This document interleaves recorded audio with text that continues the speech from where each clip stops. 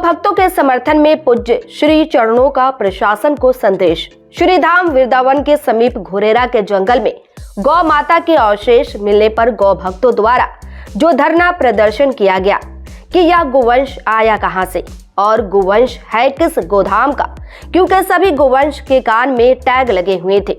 गौ भक्तों की मांग थी कि डीएम महोदय, एसपी महोदय आकर के इस सारे प्रकरण का स्पष्टीकरण करें और जो दोषी है उन लोगों पर संवैधानिक उचित कार्यवाही हो। वहां प्रशासनिक अधिकारी आए तो सही, लेकिन गौ भक्तों की बात न सुनकर वह गौ भक्तों के ऊपर लाठी चार्ज का आदेश कर दिया।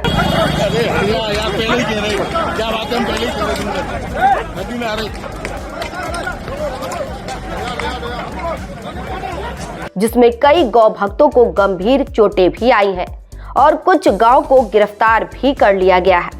इसलिए मथुरा के संबंधित प्रशासनिक अधिकारियों से हमारा यही निवेदन है कि यह जो कल का प्रकरण है इसकी पूर्ण रूप से जांच करी जाए और जो वास्तविकता में दोषी है उन लोगों पर कार्रवाई करी जाए और वह भक्तों को परेशान ना किया जाए, अन्यथा इसका परिणाम उचित नहीं होगा। आज 2081 विक्रमी के मार्गशीर्ष महीने के शुक्ल पक्ष की चतुर्दशी तिथि है। अंग्रेजी तारीख क्या है? अंग्रेजी तारीख आज 14 दिसंबर 2024 ईस्वी।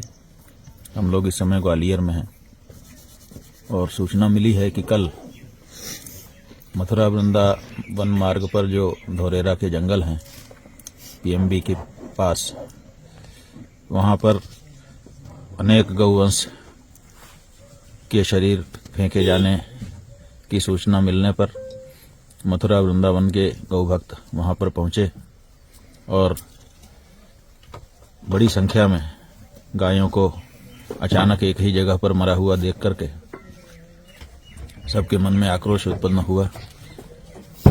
सबके मन में ये बात आई कि इस पर तत्काल जांच होकर के पता चलना चाहिए कि ये गौवंश कहाँ के हैं।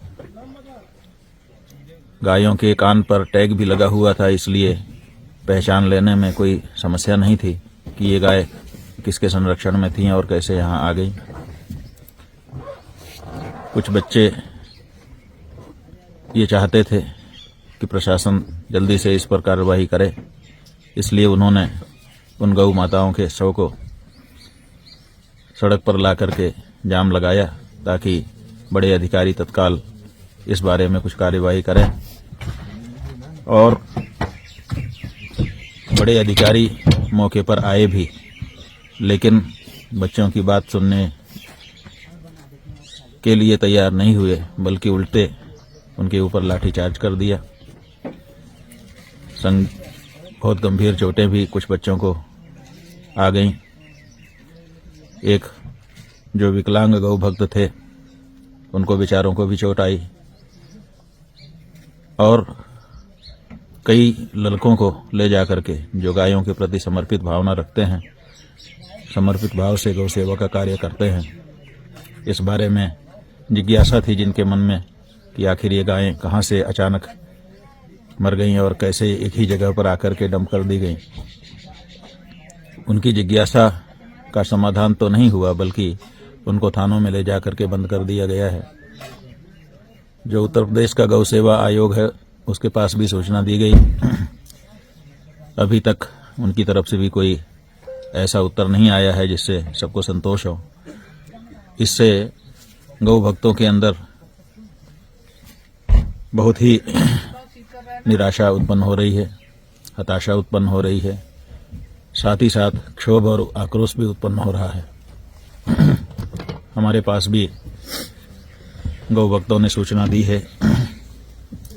हम चाहते हैं कि मथुरा वृंदावन का जो प्रशासन है वो इस मामले में तत्काल कार्यवाही करे। गौ भक्तों की आक्रोश को अपराध की दृष्टि से न देखे।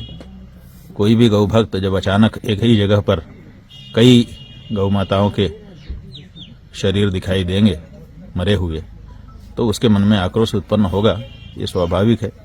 इसलिए उसको किसी अपराध या प्रशासन के विरुद्ध भावना वाला मामला न समझे, बल्कि एक सहज आक्रोश समझ करके उनको थानों से छोड़ें और पता लगाएं कि आखिर ये गायें अचानक वहाँ कहाँ से आ गई हैं।